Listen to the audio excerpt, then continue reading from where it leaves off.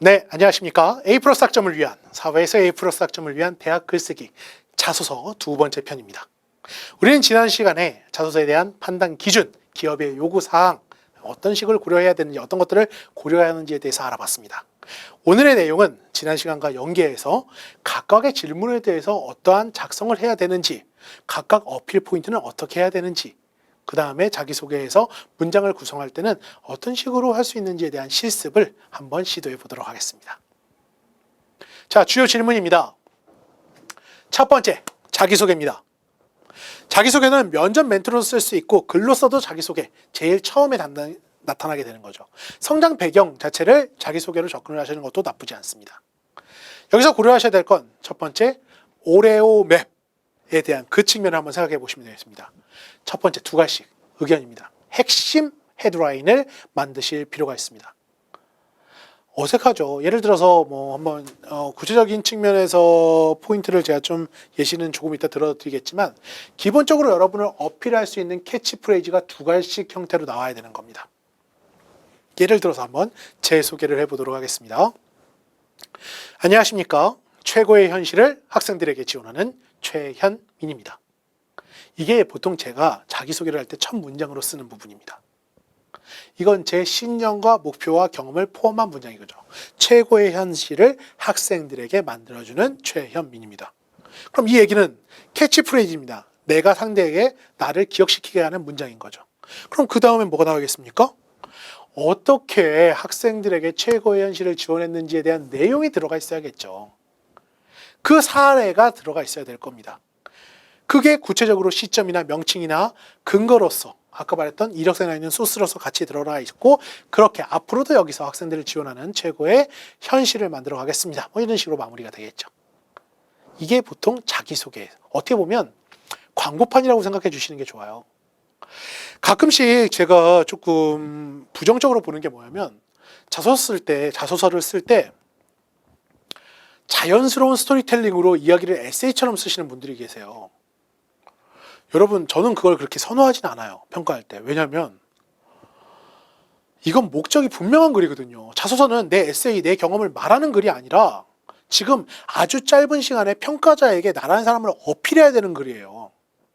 커피 마시면서 내 얘기를 날 이해해 주세요 하는 글이 아니라 아주 단발적으로 짧은 500자에서 700자 내에 어떻게든 나를 기억시켜야 되는 글인데 그걸 풀어서 하나하나 이야기처럼 쓸 수가 없습니다. 에피소드는 분명히 들어가 있어야겠지만 이 표현하는 구성 방식은 조금 전에 말했던 그 오레오 맵의 방식을 따라가시는 게 훨씬 더 효과적입니다.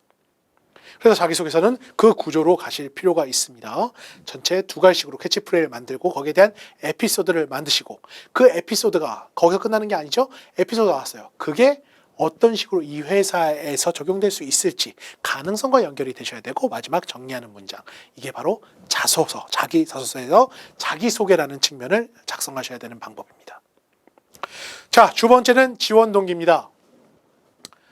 지원 동기, 많은 학생들이 가장 많이 오해를 하고 실수를 하는 파트라고 생각이 됩니다.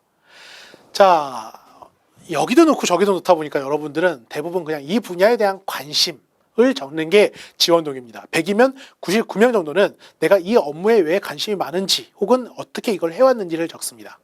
그게 나쁜 건 아닙니다.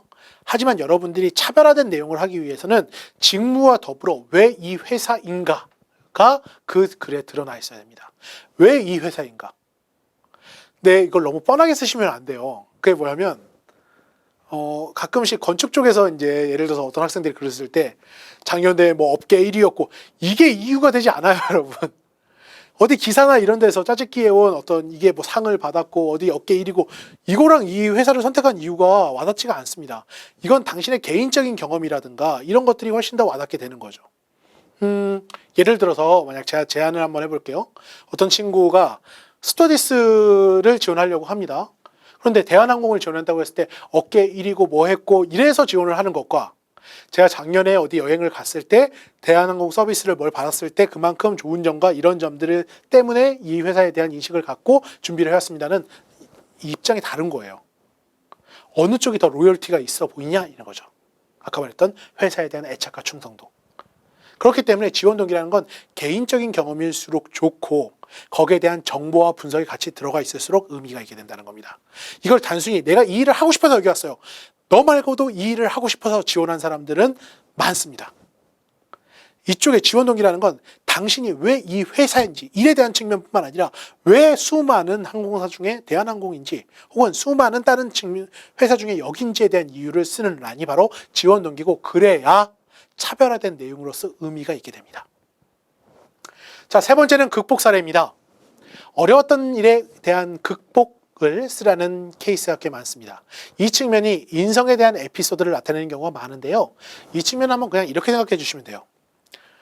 여러분, 많은 학생들이 이런 어려웠던 일에 대한 문제 해결, 극복 사례를 쓰라고 하면 어떤 내용을 쓰냐면 대부분 내가 있었던 일 자체를 씁니다. 이런 상황이었고 이런 어려움이 있었습니다. 근데 그건 주제를 잘못 파악한 거죠, 여러분. 보십시오. 어려웠던 일에 대한 극복 사례예요. 무슨 문제에 대한 해결 사례입니다. 그럼 이쪽에서 알고 싶은 건 뭐냐면 극복한 방법, 해결한 방법을 알고 싶은 거예요. 왜냐?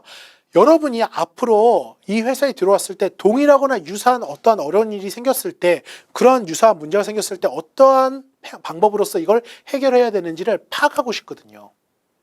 이건 과거의 문제를 어떻게 해결했는지가 아니라 앞으로의 미래의 상황 대처를 어떻게 할 것인지를 가늠해 보기 위한 내용입니다.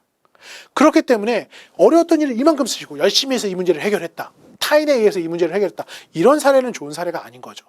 이 케이스 같은 경우에는 정말 그 문제를 해결한 방법을 구체화해서 쓰시는 게 필요하다는 겁니다. 그런 것들을 나타내는 게 바로 극복 사례입니다. 자, 다음은 장단점입니다. 장단점은 장점을 말해보세요, 단점을 말해보세요, 혹은 장점을 쓰세요, 단점을 쓰세요, 이렇게 표현이 되는데요. 가능하면 여기서 여러분, 장단점은 9대1의 비율로, 단점은 납득 가능한 걸로 쓰셔야 됩니다. 쉽게 얘기하면 약간 이런 거예요, 여러분. 납득하지 못하는 단점은 마이너스가 됩니다. 쉽게 얘기하면. 그리고 사람이라는 게 정말 미묘한 게, 여러분이 어떤 단점을 고쳤다고 말을 하더라도 사람이 쉽게 변하지 않는다는 걸 이미 알고 있기 때문에 단점을 말하더라도 어떻게 접근을 하셔야 되냐? 아, 그 정도는 충분히 가능하지라는 단점으로 접근을 하셔야 돼요. 이렇게 말하니까 좀 이해가 안 가시죠? 제가 한번 예시를 들어볼게요. 제가 원래 좀 욱하는 성격이 있어서 감정 조절하면 주먹이 먼저 나가는 그러한 단점을 갖고 있었습니다. 그런데 명상과 수양을 통해서 이러한 단점을 고쳤습니다 라고 해봤자 성격이 안 고쳐졌을 것 같아. 또 욱할 것 같고. 이게 어떤 의미인지 아시겠어요? 고쳐도 사람이 쉽게 변하지가 않기 때문에 사람이 우려가 될 만한 단점을 오픈하면 안 돼요. 누가 여러분에게 100% 솔직하라고 했습니까? 평가받는 사람에게. 수용 가능한 정도로 갖춰야 되죠. 그러니까 단점이라는 건 뭐냐면 상대방이 봤을 때, 아, 그래, 그 정도는 그럴 수 있지. 저는 내성적인 성격이었는데 이 내성적인 성격을 고치기 위해 이러이러한 연습 과정을 통해서 이러한 결과를 냈습니다. 이 정도는 그럴 수 있지야. 그런데 저는 게으릅니다, 욱하는 성격이 있습니다, 이런 걸 단점으로 하면 고쳤다고 해봤자 앞에 단점만 먼저 기억날 확률이 높다라는 거죠. 그렇기 때문에 여러분들께서는 이 측면에서 장점 위주로, 단점은 수용 가능한 단점 위주로 접근을 하셔야 되고, 해당 부분에 글을 쓸 때 단락 역시도 마찬가지입니다. 우리가 지난번 배웠던 문장 혹은 문단에서 말하는 오레오 맵의 구조로서 쓰셔야 될 필요가 있습니다. 자, 마지막은 입사표부입니다. 입사포부. 자, 입사포부라는 건 쉽게 얘기하면 여러분이 회사에 들어와서 입사 후 계획이라든가 5년 후 포부 같은 건데, 여기서는 뭐냐면 그냥 하고 싶은 걸 적는 게 아니라요, 이건 기획서를 적는다고 한번 생각해 보시면 좋습니다.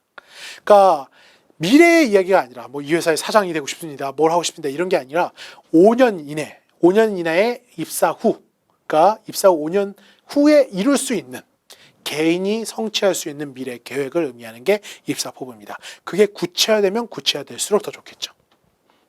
각각의 파트는 이러한 것들을 확인하고 싶어하고 이러한 내용이 들어갔을 때 효과적인 자소서의 컨텐츠가 되는 겁니다. 꼭 기억해 주시기 바랍니다. 자, 네 번째입니다. 자, 네 번째 같은 경우에는 쉽게 말하면 어필 포인트라고 생각을 해주시면 되겠습니다. 이건 제가 하나하나 설명하기보다는 간단하게 각각의 문단에서, 각각의 단락에서 말을 할 때 여러분이 뭘 포인트로 잡으셔야 되냐? 직무 역량, 회사 역량, 인성 역량. 이 얘기는 뭐냐면 나열하지 말라는 얘기입니다, 여러분. 각각의 문단이나 각각의 문장에서 포인트를 잡아달라는 겁니다. 직무를 잘할 수 있는 능력, 정보력, 분석력, 뭐든 상관없어요. 여러 개를 한꺼번에 전달하려고 하지 마세요. 여러분 말고도 지금 지원자는 많이 있습니다. 여러분이 어떠한 포인트에서 글을 쓸 땐 적어도 하나의 문단이 있으면 그 문장의 포인트는 하나여야 돼요. 그 하나의 포인트는 하나가 직무 역량이 됐건 회사 역량이 됐건 인성 역량이 됐건 그 중에 하나가 돼야 되는 거지. 이 하나에 부합되지 않는 다른 여러 가지를 다 나열을 해서 알아서 판단을 해주세요. 이렇게 접근하시면 기업은 여러분들에 대한 인식을 정확하게 갖기가 어렵습니다. 생각해 보세요, 여러분. 여러분이 자소서를 쓸 때 에피소드를 한 5개, 6개를 썼어요. 이번에 기업에서 40명을 뽑습니다. 지원자가 10대 1이에요. 그럼 에피소드만 몇 개입니까? 그걸 어떻게 기억을 해요, 평가자가? 어떻게 그걸 다 판단을 합니까? 다 유사한 걸 텐데요. 많은 게 중요한 게 아니라 하나라도 제대로 된 것. 하나를 제대로, 이 역량 중에 하나를 제대로 어필하시면 어떻게 되겠습니까? 나머지는 그냥 신뢰할 수 있게 됩니다. 그런데 그 하나가 제대로 어필 안 됐어요. 단순히 제목이라든가 기간만 그냥 띄엄띄엄하게 나오기만 했어요. 그럼 내용 자체를 제가 신뢰할 수가 없게 된다는 거죠. 결국 여러분과 평가자 사이에 신뢰 문제이기 때문에 여러분들은 포인트를 잡으셔야 될 필요가 있다는 겁니다. 그리고 그 포인트는 이 3가지 중에 직무 역량, 회사 역량은 회사에 대한 인재상, 회사에 대한 정보 이런 것들을 기반으로 하겠죠. 인성은 여러분이 갖고 있는 인상적인 측면. 요 측면의 포인트를 잡으셔야 됩니다. 개인적으로 추천드리는 건 직무 역량과 회사 역량입니다. 인성을 아까 판단하기 어렵다고 했으니까요. 이 부분이 기업 요구와 얼만큼 병행이 되느냐가 바로 우리가 첫 시간에 했던, 처음에 말을 했던 기업이 사람을 뽑아야 될 이유와 연관이 되는 겁니다. 자, 그럼 실습 예시를 하나만 연습을 해보고 강의를 정리를 하도록 하겠습니다. 자, 여러분 요거라고 생각을 해주시면 될 것 같아요.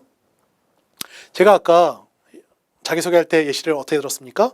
최고 현실을 지원해드리는 학생들에게 최고 현실을 지원해드리는 최현민입니다 라고 얘기를 했습니다. 여러분도 지금 한번 여러분들의 이름을 갖고 이렇게 한번 연습을 한번 해볼까요? 자기소개에 대해서 인상적 헤드라인 첫 번째, 여러분들의 장점과 재능이 뭐가 있는지 한번 키워드를 설정해 보시기 바랍니다. 두 번째, 단어와 이름의 음절을 연결한다. 자, 여러분 생각해 보세요. 최고의 현실을 만들어드리는 최현민입니다 라고 말씀드렸죠. 최고의 현실을 이렇게 연결을 한 겁니다. 왜냐하면 듣기에 편해서 그래요. 뭔가 최고의 현실을 하면서 이미 최현이 들어가면서 그 측면에서 반복되는 측면이 드러나기 때문에 기억하기가 조금 더 원활하기 때문입니다. 글을 쓸 때, 눈을 볼 때, 말을 할 때도 이런 법칙을 좀 이해해 주시면 좋겠습니다. 한 문장으로 이루어진 자기소개를 만들고 자연스럽게 말할 수 있도록. 어색하시니까요. 그리고 이건 면접까지도 한번 생각을 해 보셔야 될 필요가 있습니다. 최고의 현실을 만드는 최현민입니다. 이걸 남들 앞에서 하기가 쉽지가 않아요, 여러분. 언제나 부지런한 최현민입니다. 이런 걸 모르는 사람 앞에서 하기가 쑥스럽습니다. 하지만 실제 여러분들이 어필에 대한 측면을 훨씬 더 잘 인식을 해주셔야 되고 그만큼 연습이 돼야 될 필요가 있습니다. 예시를 한번 볼까요? 자, 학생들에게 최고의 현실을 지원하는 최현민입니다. 김수정 학생, 순수하고 정 많은 김수정입니다. 이 시대에 필요한 지혜와 진정성을 가진 이혜진입니다. 박지희 씨는 지식을 통해 희망을 전달하는 박지희입니다. 언제나 희소식을 전달해드리는 박지희입니다. 자, 박지희 학생 같은 경우에 복지정책과 쪽으로 지원을 했을 때 지식을 통해 희망을 전달하는 박지희입니다 라고 하고 내용은 뭐라 했습니까? 본인의 지식을 기반으로 사람들을 도와준 예시를 썼습니다. 자, 이 친구가 언론사 쪽에 지원을 했을 때 언제나 희소식을 전달드리는 학보사 얘기를 쓰면서 본인들이 학교의 좋은 소식을 어떻게 했는지를 에피소드로 썼습니다. 그러니까 이 문장과 이건 자기소개에 약간 한정되어 있는 측면이긴 한데 대부분 내가 전달하고 싶은 포인트가 이거라는 거죠. 희소식을 전달한다. 이 단어만 보더라도 뭡니까? 기사를 쓰고 전달일에 대한 의미, 내가 이걸 잘한다는 의미가 전달이 되고 거기에 대한 사례와 근거를 통해서 그걸 재증명하는 오레오 맵의 기본 구조를 따르기 위한 첫 번째 두괄식이 이런 식으로 구성되어 있을 때 효과적이라는 겁니다. 그리고 이건 여러분 단순히 자기소개에만 드러나는 게 아니에요. 결국 같은 거예요. 결국 지원 동기를 갔을 때도 극복 사례를 갔을 때도 장단점을 갔을 때도 결국 여러분 무언가를 어필하셔야 되는 거잖아요. 이 에피소드를 통해서 내가 이런 역량, 조금 전에 말했던 직무 역량이든 인성 역량이든 회사가 요구하는 역량이든 이걸 만들어 가시는 거니까 그런 측면에서 역량과 연결되는 형태의 헤드라인을 잡아주시는 게 바로 실습, 어필 포인트로서 생각하셔야 될 부분인 겁니다. 자, 자소서에 대한 내용 정리하도록 하겠습니다. 자소서는 여러분의 입장에서 나를 평가해 주세요 라고 접근하는 글이 아닙니다. 자소서는 기업 입장에서, 평가자의 입장에서 써야 되는 글이라는 걸, 효과적으로 전달할 수 있는 글이라는 걸 생각을 해 주셔야 됩니다. 회사가 어떤 요구를 갖고 있는지 분석을 하셔야 됩니다. 회사에 대한 애착, 그 로열티를 내용상에서 증명하셔야 됩니다. 그리고 모든 문장, 선발 이유로, 아까 영향이라고 했죠? 직무 영향이든 인성 영향이든 회사가 요구하는 영향이든 이걸 각각의 문단에 키워드로 설정해서 내가 이걸 증명한다라는 내용으로서 글이 쓰여져 있으셔야 됩니다. 착각하시면 안 돼요, 여러분. 성장 배경이라고 해서 여러분들의 일대기를 보고자 하는 게 아닙니다. 여러분들이 하고 싶은 말을 그냥 쓰는 게 아닙니다. 자소서라는 건 여러분이 증명을 하는 겁니다.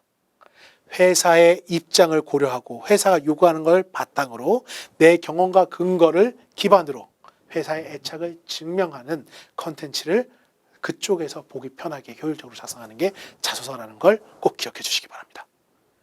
네, 세 번째 자소서 여기까지 하도록 하겠습니다. 수고 많으셨습니다.